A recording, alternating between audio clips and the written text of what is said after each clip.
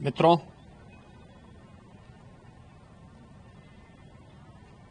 दुनिया का सबसे बड़ा लोकतंत्र भारत ने आज नए भारत का, विकसित भारत की संकल्पना के रोड मैप को लेकर के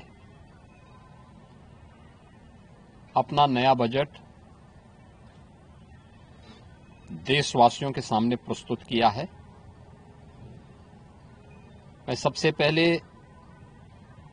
देश के यशस्वी प्रधानमंत्री आदरणीय श्री नरेंद्र मोदी जी के प्रति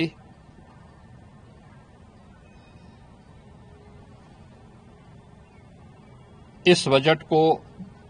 प्रस्तुत करने के लिए दिए गए मार्गदर्शन और उनके निर्णायक नेतृत्व के लिए हृदय से आभार व्यक्त करता हूं। मैं इस बजट को प्रस्तुत करने के लिए केंद्रीय वित्त मंत्री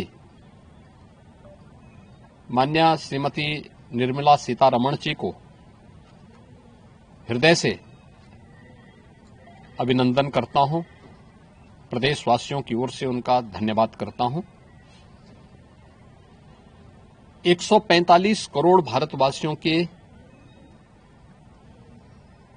आशा और आकांक्षाओं का प्रतीक यह बजट है, जिसमें नए भारत और विकसित भारत की संकल्पना का दृष्टि स्पष्ट दिखाई देती है। 12 लाख करोड़ रुपए से अधिक की पूंजी कैपिटल एक्सपेंडिचर के लिए, एक सुदृढ़ इंफ्रास्ट्रक्चर के लिए बजट में प्रावधान करना,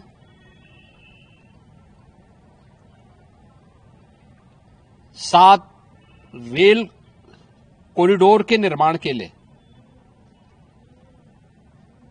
प्रावधान करना, आयुष सेक्टर को विकसित करने के लिए और हेल्थ सेक्टर को मजबूती करने के साथ साथ आम नागरिक के लिए और खासतौर पर उसमें भी महिलाओं पर केंद्रित करते हुए उस पर जोर देना, हर जनपद में महिलाओं के लिए, कामकाजी महिलाओं के लिए छात्रावास के निर्माण का कार्य हो या स्टेम, साइंस, मैथ्स, स्टैटिस्टिक्स और इमर्जिंग टेक्नोलॉजी से जुड़े हुए छात्रावास के निर्माण के लिए सहयोग करने का, युवाओं के सपने को एक नई उड़ान देने के लिए उनके लिए बेहतरीन इंफ्रास्ट्रक्चर से युक्त सुविधाएं उपलब्ध कराने के लिए ऐसे हॉस्टल के निर्माण का कार्य हो, नौजवानों के लिए हर एक सेक्टर में अवसर उपलब्ध हो, यह सबके साथ साथ जो व्यापक रिफॉर्म के साथ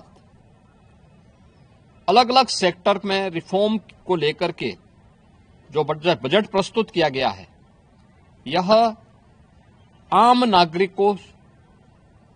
के जीवन को सहज और सरल बनाने में मदद करेगा। भारत की अर्थव्यवस्था को तेजी के साथ आगे बढ़ाने में यह बजट मददगार साबित होगा। युवाओं के लिए, महिलाओं के लिए, अन्नदाता किसानों के लिए, उद्यमियों के लिए, आम नागरिक के लिए भी ये नए अवसर को प्रदान करने वाला बजट है। मैं बजट के प्रावधानों का स्वागत करता हूं। आम नागरिक के लिए, जिसने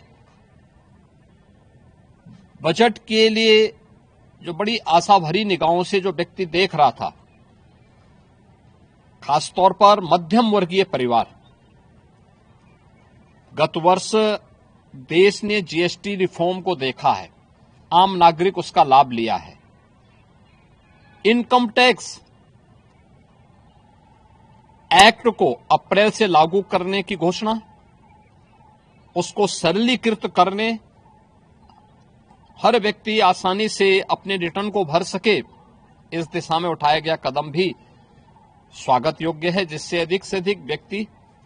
इनकम टैक्स की तरफ आकर्षित होगा और इनकम टैक्स का अपना रिटर्न भरने के लिए आकर्षित होकर के प्रवर्तमान नेशनल बिल्डिंग के कार्यक्रम में वह भी अपना योगदान दे सके। इस दृष्टि से